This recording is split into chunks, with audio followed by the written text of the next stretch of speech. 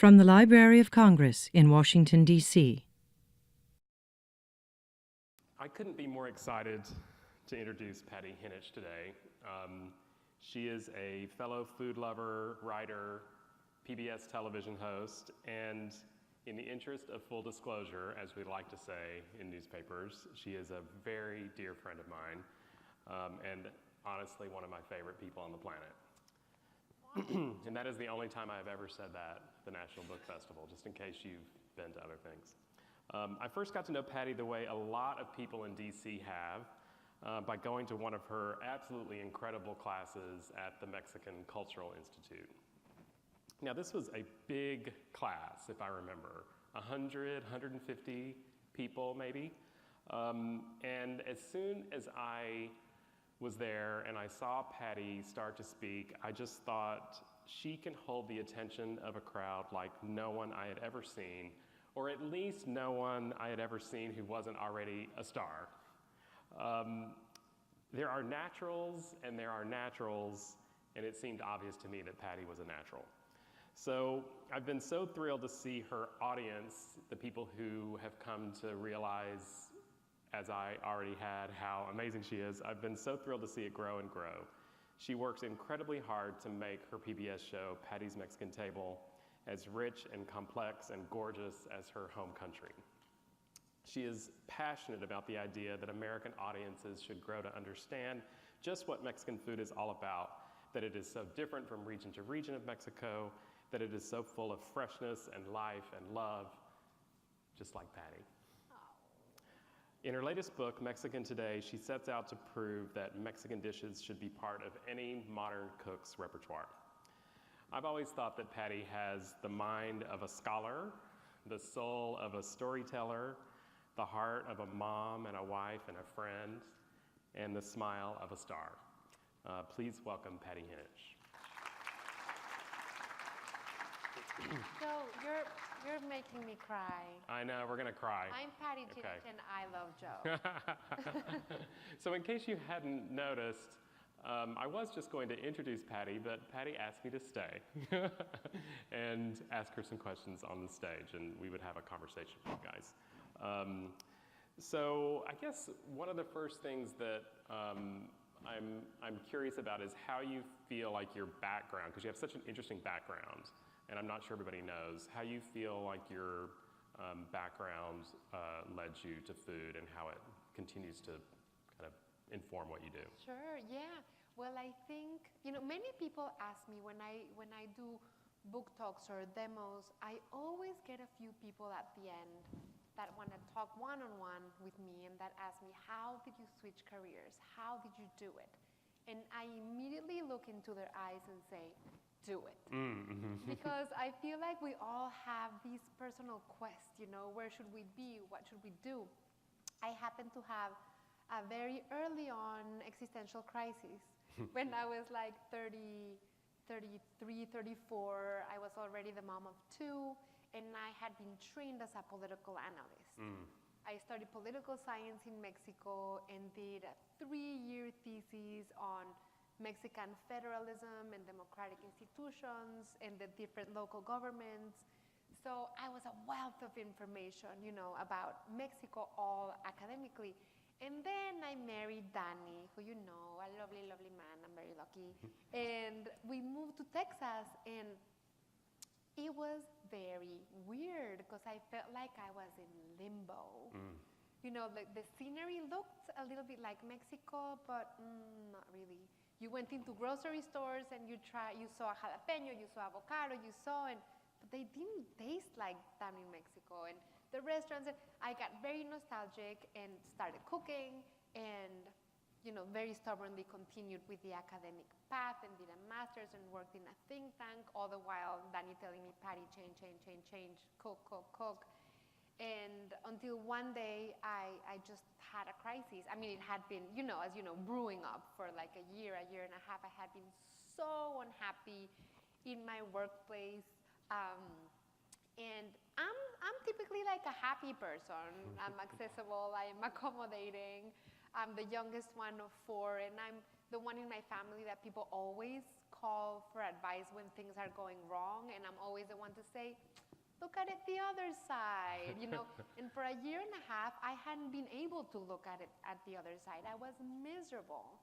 And I was pregnant with my third, and suddenly I thought, what example am I going to give my kids that they should work like mad to be fully unhappy 12 hours a day? And I resigned, and I felt at that time that I was jumping into the abyss. Like, you know, I had no training in cooking, no nothing, and of course love food, and decided to join l'Académie de Cuisine, their night intensive program, and was loving it. And suddenly everything that I had learned in politics, sociology, history of Mexico started to have meaning and started to like unlock its real meaning to me as I started cooking those recipes. And suddenly everything makes sense. And of course, didn't know, you know, what I was going to do or what. I wanted to start writing, and instead of doing policy research papers, do, you know, food writing, you know. And I wanted still to be an academic, and of course, my dad was very upset when I switched careers, as I know I've told you many times, and he was like, oh, after we put you in college, and it was that much money, and then your husband paid for your master's, and you're gonna go rinse pots and pans, like it makes no sense. And I feel at the beginning I really felt like I was risking, like it was a loss, like everything that I had done before would just go, you know, down the chute.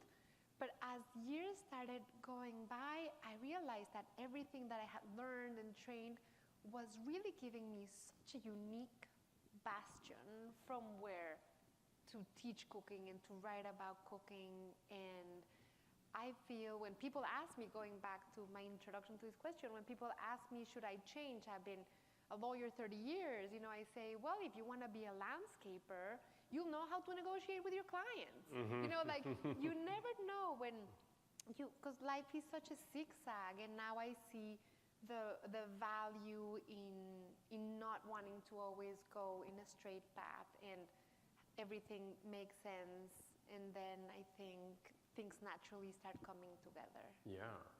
You know, it's striking me when you were talking about being in, when you first moved to Texas, it's the expat story, really, in a way. And you know, I don't know if the audience realizes this, but so many of our great works of culinary arts have come from the perspective of expats. Like when you think of Diana Kennedy, or another expert in Mexican cooking, Matter Jaffrey, Edna Lewis even, you could consider her to be an expat, I think, from the South. You know, there are people whose motivation to write about food and articulate a certain cuisine was born out of nostalgia in a way. Like they wanted to explore something that they really missed, and that seems the same for you. So when you're in Texas, like how do you think that affected your outlook on cooking, you know, being exposed to the Mexican food in Texas particularly? I love that question, Joe. I love Joe. It's such a great question. We'll just talk to each other. You guys can yeah. I think it is so true. Distance does so much to you. I mean, many fabulous writers about, you know, Mexican history writers have been foreigners. They're able to come into Mexico and see what Mexicans take for granted. We're used to the colors, we're used to the warmth, we're used to the eclectic celebrations, and to sucking on sugar skulls on the Day of the Dead and celebrating with the people that have left, you know? Like a foreigner sees all that with awe and admiration. And I feel that happened to me when I left to Texas. And it was I think it's the constant tear that I feel that is at the same time painful and at the same time beautiful. You know, I always like to say that I'm happily torn between two countries. I love Mexico, the roots that I have there, the roots that nurtured me. And I mean, every time I fly back, I'm teary-eyed, you know? At the same time, I love the US. I'm so grateful for the opportunities. I now have 3 American boys whose eyes water with the American anthem. And, and I love the US, you know, I'm so grateful for America. And at the same time, I've learned so much about the United States, things that I thought I knew as a Mexican, as an ignorant Mexican, you know. US is so young, US has very little history, food is very shallow, you know, the same things that people think about Mexican food, oh, just tacos. I feel it goes both ways, and it's made me really humble. And it's made me have this continuous stare of feeling not from here, not back there. I'll tell you something my mom told me. When I moved to the US and I got pregnant with Alan, who's now a head taller than me. And I love Texas. He was born in Texas, you know. I root for the Dallas Cowboys, even though I don't like football. But my mom, when she realized that I mean, to give birth in another country for a mother is like painful. My mom wanted me in Mexico. She wanted to see that baby born. She wanted to be the one holding my hand. And I'm staying in Dallas. When she realized that my baby was going to be born in the US, and that meant that my family was now Mexican American, and that I now had commitments and feelings for this other country, she said, you know what you've become. You've become a despatriada, which is a big insult. That is, but I know she did it to bring me back, so I, you know, didn't. But that is, and then she took it back. But that is, despatriada means somebody that doesn't have roots, somebody that doesn't have a home country, somebody that is like floating and is from nowhere. Oh, that's painful, yeah. It was really painful, and anyway, every time I go back to Mexico to film an episode and I bring the boys to rediscover something that I knew or I learned something new, I feel that tear.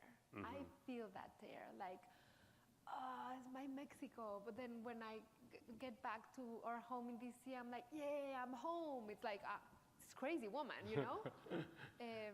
But I think it is so true that nostalgia is very heavy.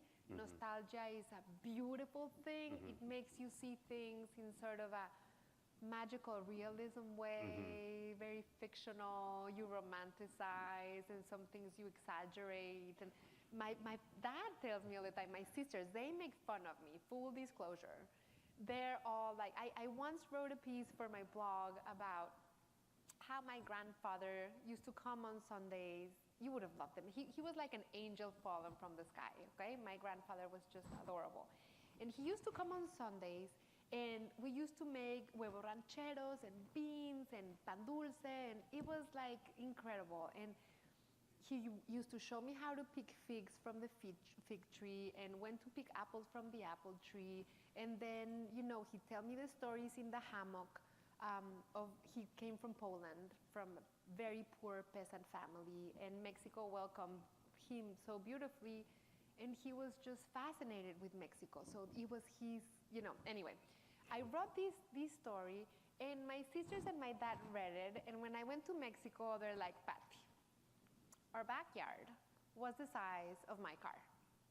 When you write about it, we walk through the garden and we pick the figs, and I'm like, was there a fig tree or not? And they're like, yeah. And I'm like, well, did grandpa used to, you know, help me pick the figs? Yeah. And I'm like, well, that's what I said, you know?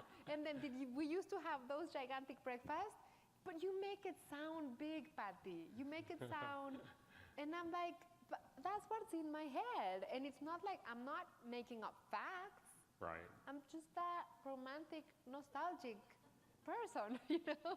And you were smaller, so the garden seemed bigger. Exactly. You know, that's the other thing. I was tiny. Yeah, exactly. It was very funny because went back to Mexico and wanted to show the boys where I grew up, and I told them, you know, the house used to have these wooden garage doors where my dog used to bark at me when I came back from school, and I remember I used to be in the, ¿cómo se dice azotea? In the roof of the house. I used to take my dog, take a blanket, take a, you all are gonna think I'm crazy, take a flashlight and my notebook and bring snacks for my dog and used to write stories. Oh, that's so great. My mom was very worried because she thought I should be like playing outside, whatever. And I'm like, you're gonna see, and the top of the house was full of flowers. somebody bought the house when my parents divorced. We were driving through the house, and there's no more wooden garage doors. It was just like aluminum. There were no flowers there. The house is ugly, guys. No, you can't go back 20 sometimes. years later, and I was all willing to go and ring the bell, and I'm like, I'm not ringing that bell. Just keep the memories. Well, it's so interesting with food and memory to me because there's a palpable sense of nostalgia on your show. Yeah. When you go to Mexico, there's just your tone of voice changes a little bit. The light looks different. You can tell that you're caught up in a lot of memories. But I also find that food has the strongest connection to memory of anything. You know, scientists have said that the olfactory sense is the strongest connection to our memory because of the way our brain is wired.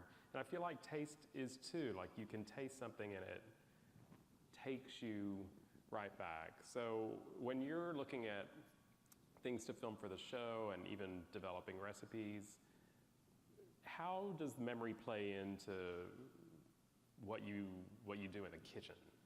Memory is so big. I mean, I feel it has such a big role.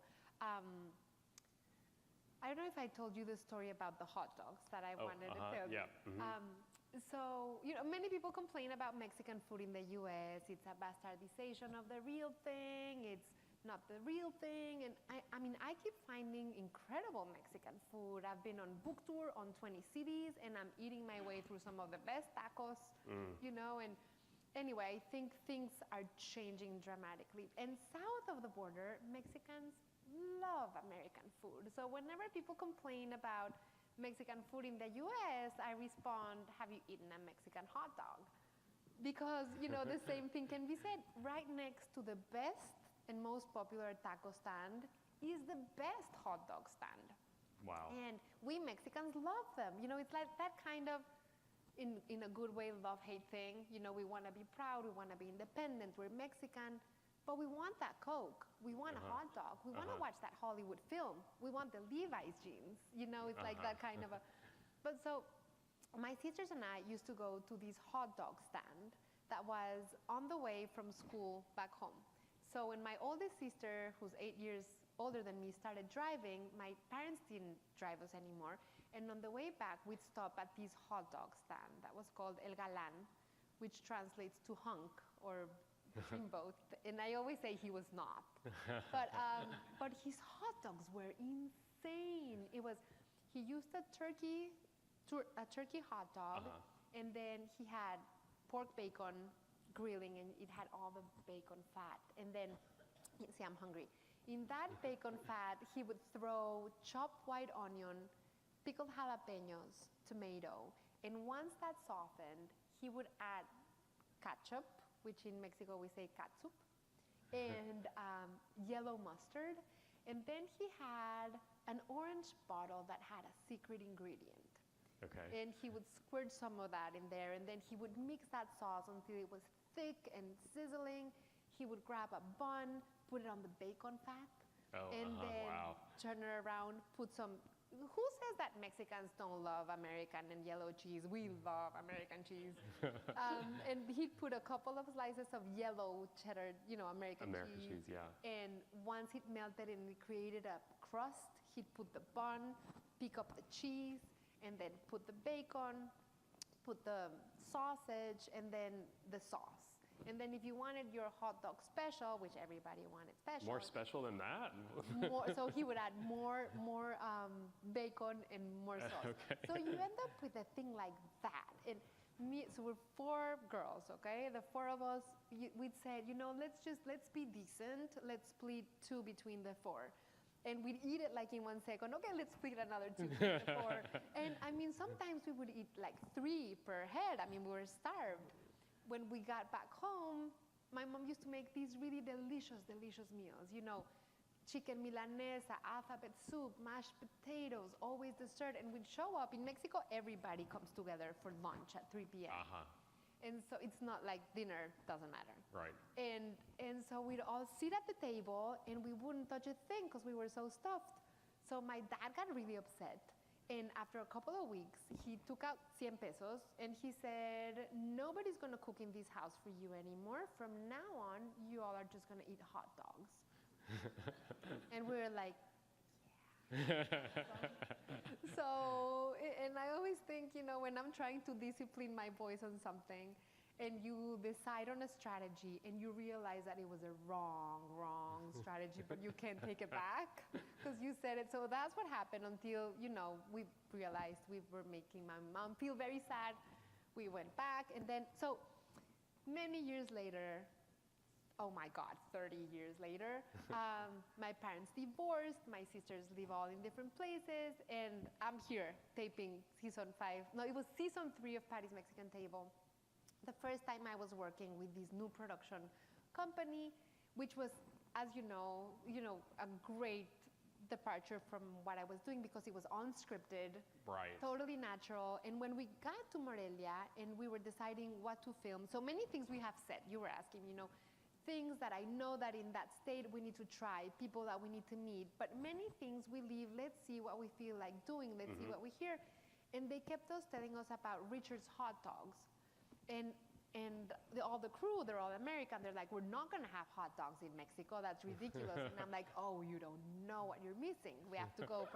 So we go to Richard's Hot Dogs, and they turn on the cameras. They start filming. And then, you know, the director says, Patti, go in the back with him so he can teach you what he's doing it. And suddenly he's doing the hot dog, and I'm like there, you know? And I see the hot dog, and he puts it together and he gives it to me.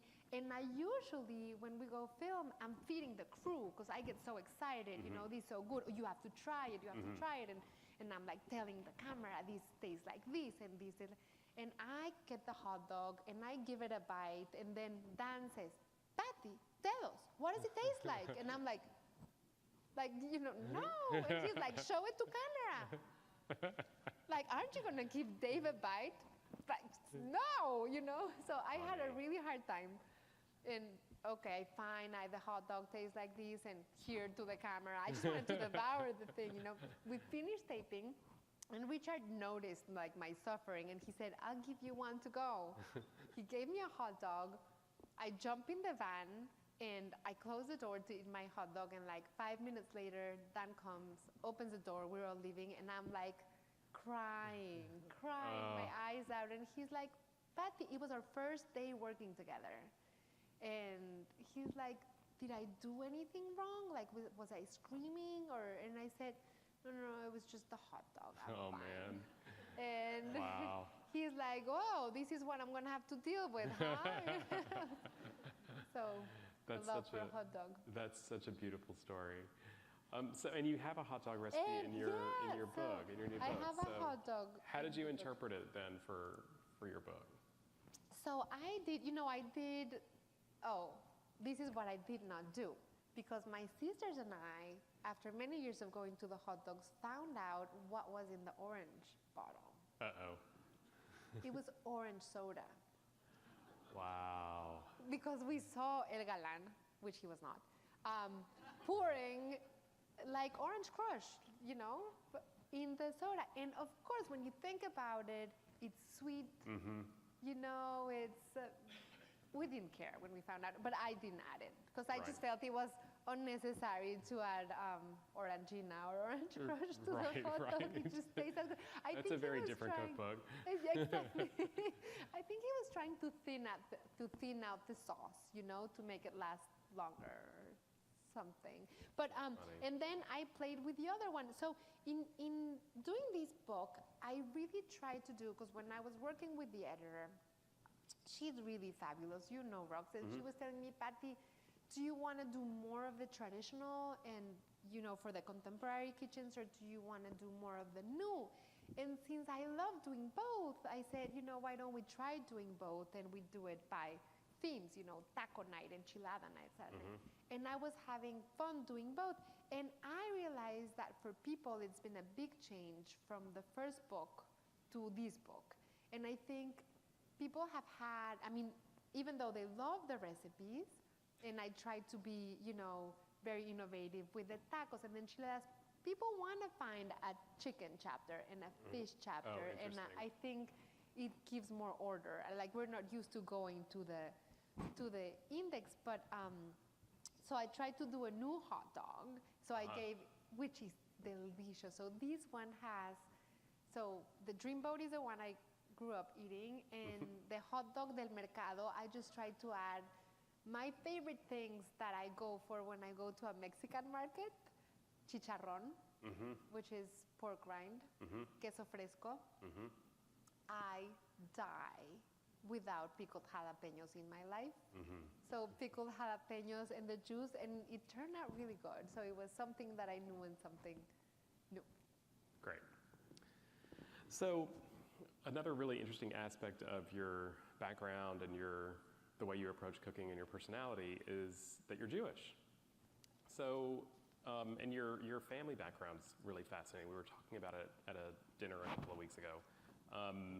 So maybe can you tell us a little bit about how your family ended up in Mexico and how that comes into your cooking and work? Absolutely, absolutely. Well, I'm definitely not religious or kosher, hence my love for pork, and chorizo and all things seafood.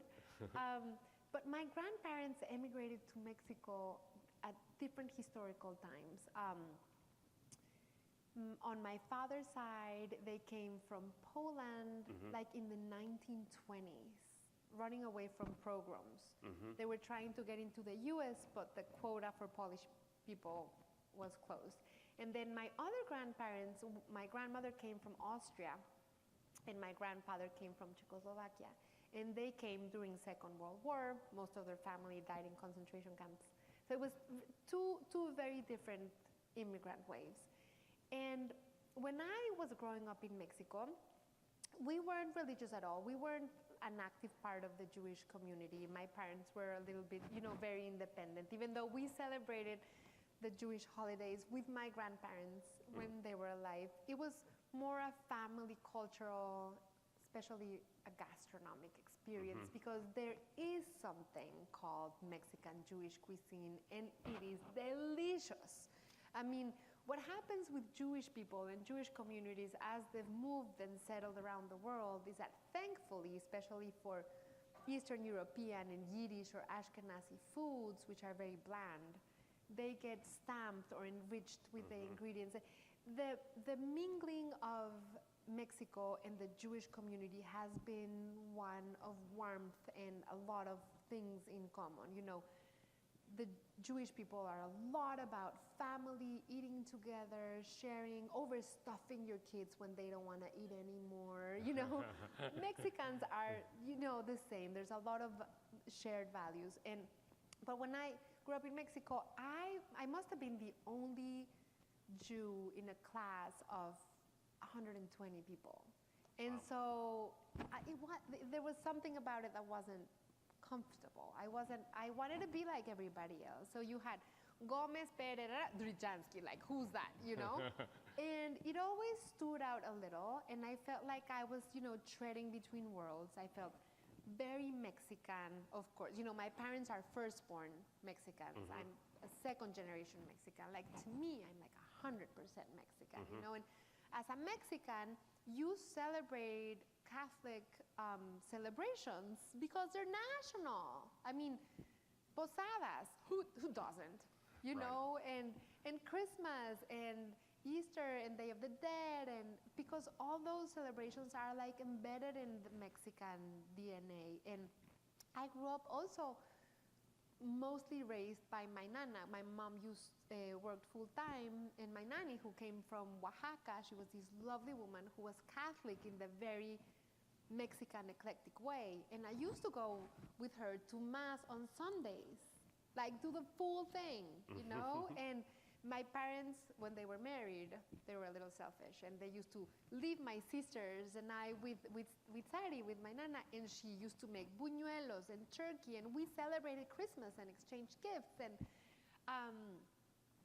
I feel very spiritual when I go into a church. I know it sounds very weird, but I have those things mixed in me.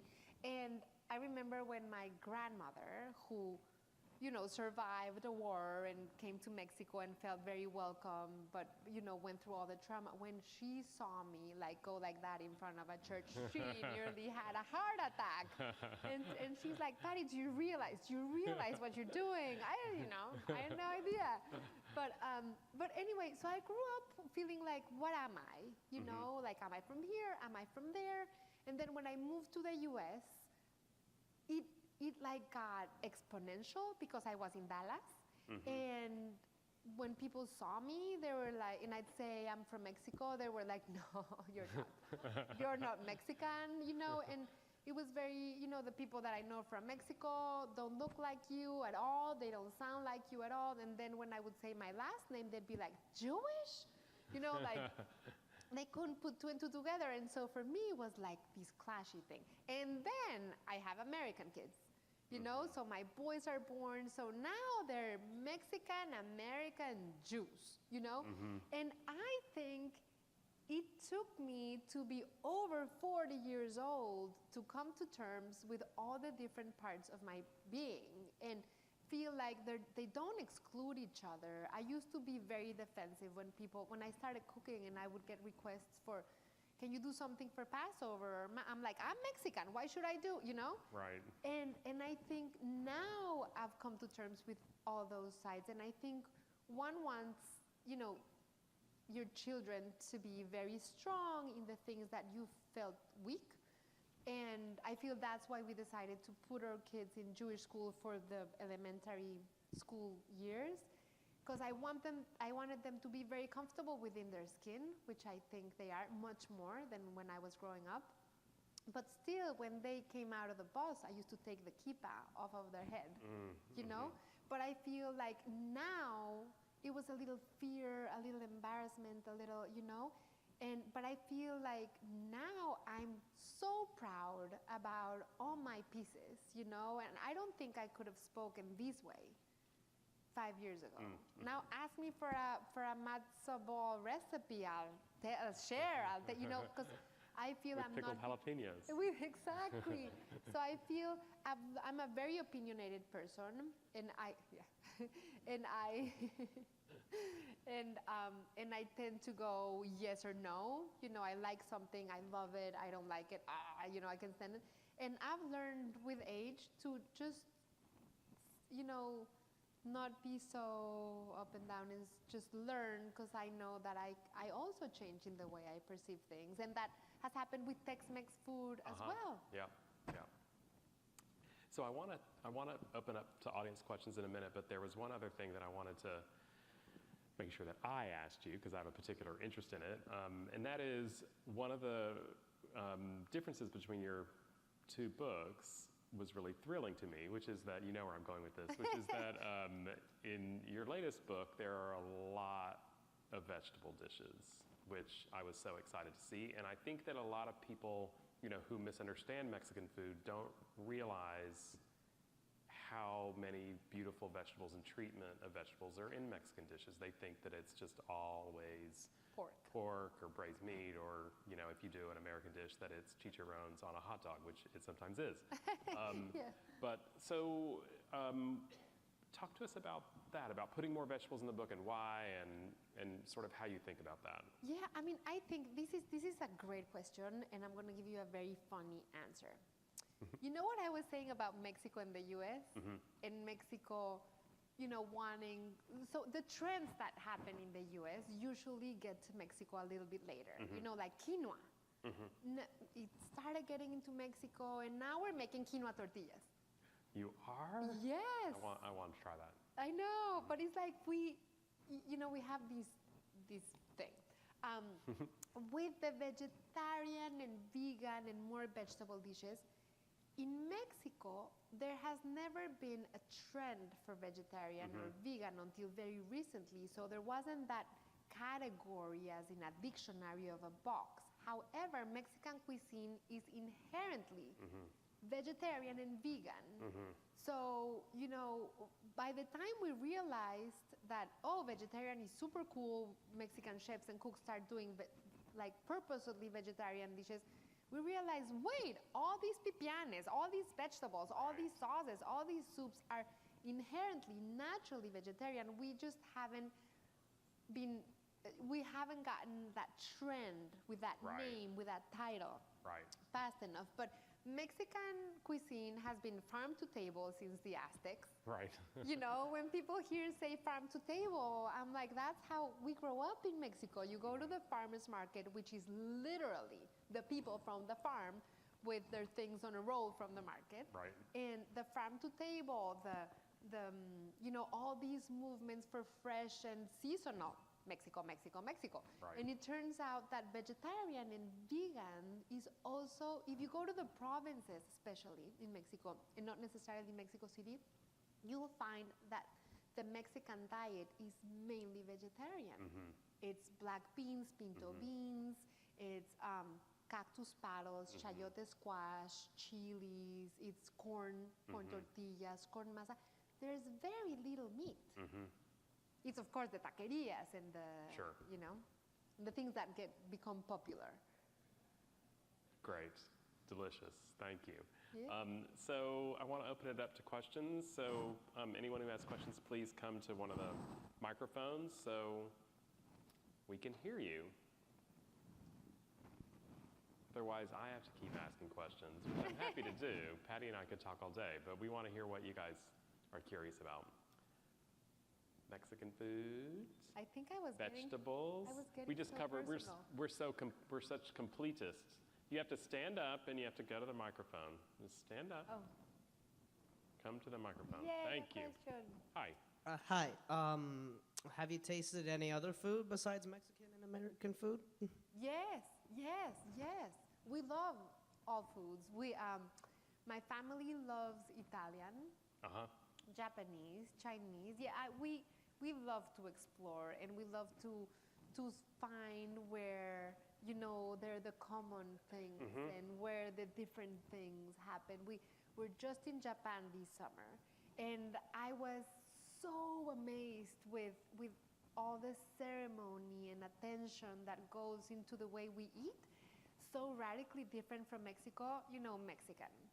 You have an enchilada, and you have, you know, it's like a potato and Swiss chard enchilada, and we have the sauce, and we have the garnishes, and we have the chilies, and we put it all there for you already there. You know, you take a bite, and everything is there.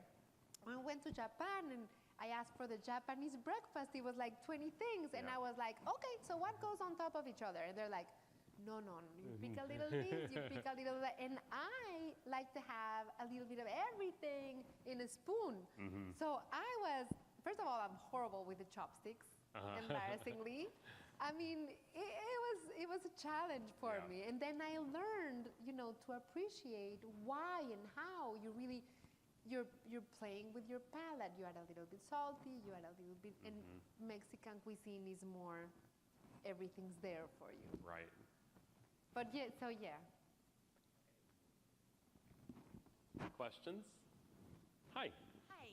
I wanted to know if you're going to write a Mexican Jewish cookbook. Yeah.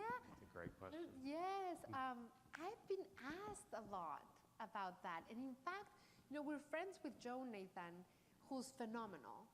And I've told her many times that she should do it because she's so great at doing, you know, the Mediterranean, the American, the Latin American. I feel I love Mexican Jewish food. You know, I grew up eating that on the holidays and every Friday, and there's so many foods that I like making at home from my grandparents.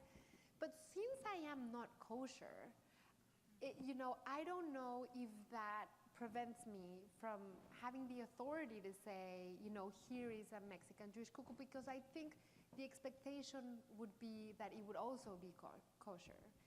And I mean, I maybe I'd have to take a course on so that I would be, you know, but I feel like I have a little bit of a weak point there. I appreciate kosher food and I appreciate all different kinds of Mexican Jewish food, but I feel that I would be very weak on that part. I'm a culinary instructor in Maryland, and I would love to read the book if you had it. And I have your first cookbook. Oh, yay, thank you. Silver In the Spring. second cookbook, I have a great matzo ball soup. Ah, great. You know what I do to the matzo balls? What? I Chicharron. No. So, let me tell you what I do to those.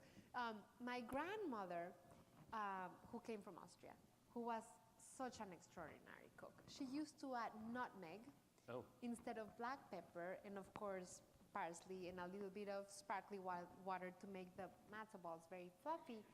And I started adding, you add vegetable oil to the dough, to the matzo ball dough. I started adding a splash of toasted sesame oil. And the combination of the toasted sesame oil with the nutmeg and the matzo meal is insane. It's like you have 3 layers of nuttiness, of like toasty layers, different kinds of, help me with the word. It's not toasty, it's like toasty. Like nutty, kind of nutty. Yeah, like nutty, toasty. They're really good. Should try them. Thank you very much. Thank you, thank you. Yes. Yeah. How much has Tex-Mex influenced your books? And question 2, do you have any recommendations for restaurants in the DC area? In DC. I feel like it's not like Tex-Mex has influenced my cooking, but I think like Tex-Mex has opened my mind, and I've learned to appreciate that there's regional Mexican cuisine south of the border. There's Tex-Mex, which is its own animal, it's its own beast, and it's evolving. And then there's other Mexican regional cuisines that are evolving north of the border that are not Tex-Mex or Cal-Mex, but they're Mexican, and it's just, Trump wouldn't be happy with this, but the border in gastronomic terms, regional Mexican cuisine is just everywhere to the benefit of everyone because it's so delicious. You go to California, there's one kind of regional Mexican food. You go to Chicago, there's a different one. And it's Mexican, just like there's phenomenal Italian cuisine in the US. I mean, I think it was so funny because we like to take the boys wherever we can, especially now that they're older. So every summer we try to take them something that's very exotic for us. So a few summers ago, we took them to Paris, and we ate the best Italian food we've tasted in our lives. And we were sort of disappointed with the French food we were eating, but that Italian restaurant was insane. You had another question. Oh, recommendations. Okay. From the time that I moved here to DC, which I think was 16 years ago, there's been an explosion in terms of food and restaurants, not only Mexican. The scene is so much better. It's phenomenal now. So there's Oyamel, Jose Andres' Mexican restaurant, which is really fabulous. His tacos are really good. He makes his own masa. There's a restaurant that I really love that's called El Sol Taqueria. Chef, Very good. He's So good. I mean, that's Mexican, like you would eat in a Mexican's grandma house. And it is phenomenal. He also makes everything, his sauces, his moles, his corn, it's packed now. I mean, On 11th Street. 11th Street, and he's adorable. Chef Solis, if he's there, ask for him and he'll send you he has great queso fundidos as well. There's Habanero, which I also went to. It's, I think, on 14th Street. It's very good as Columbia well. Heights. Did you say Yes. habanero? Taqueria Habanero. Habanero. Yes, really good salsas. I think, and then of course there's Victor Albizu's Taco Bamba. I haven't been to Taco Bamba, but I've eaten his tacos at presentations he's done, and they're really good as well. Thank you. Sure. Other questions? Yes. Can you talk a little bit about what it took to get published the first time, the process that you went through to decide to write in the first place, and then how you went about, if you needed an agent, if you published with difficulty or ease? How did that go? Absolutely. I think there's a big advantage in life when you jump blind into something. Because if you start researching about, the process and how difficult it is, you'll freeze. And it was very hard. It was very hard, especially in the field of Mexican cooking, because there's so much out there. There's so many Mexican cookbooks. that it really needed to be something very different from what was in the market. And I think I sent it to maybe 30 or 25 publishers, and I think I must have gotten 24 rejections and one yay. And when you, just to interject for a minute, what was where were you in your show when you were writing the book? So when I was writing the book, I was working on season 1. Right. And that also helped, in them thinking that I would. So this is what I recommend. Like, I think these days there needs to be some kind of platform. Either you blog, or you're strong on social media, or you teach classes, or you write something, but you already have. Don't you think? Yes. Like, if you already have some people that like your content, I think that's very powerful when you come and try to pitch and sell. Now, publishing versus self-publishing, I wholeheartedly recommend publishing, because publishing, they're going to be very critical with your work, and you can't just publish whatever. They're going to be very tough. They're going to be critical. They're going to help you say, 2 minutes left. Okay. It's a much harder process, but you end with a much better product than if you self-publish. And also, they'll help market. They'll help position the book. Time for one very quick one from someone who hasn't asked, I'm afraid. You mentioned l'Académie de cuisine. Do you find that was a necessary step for you looking back? For me, yes, because I did it later in life, and I felt like I needed the tools, and I think it helped me realize that. I mean, you don't have to do the full 4 years in the CI. Just like jump into a course or ask to intern at a restaurant. Like I always say, if you're thinking about switching careers into food, just try to get a taste of what that will be, and so you can get some tools. I believe that the most preparation is the better preparation, and over preparation is being barely prepared. Yeah. Well, thank you very much, Patti. I think that's about all we have time for. Thanks so much. Thank you. This has been a presentation of the Library of Congress. Visit us at loc.gov.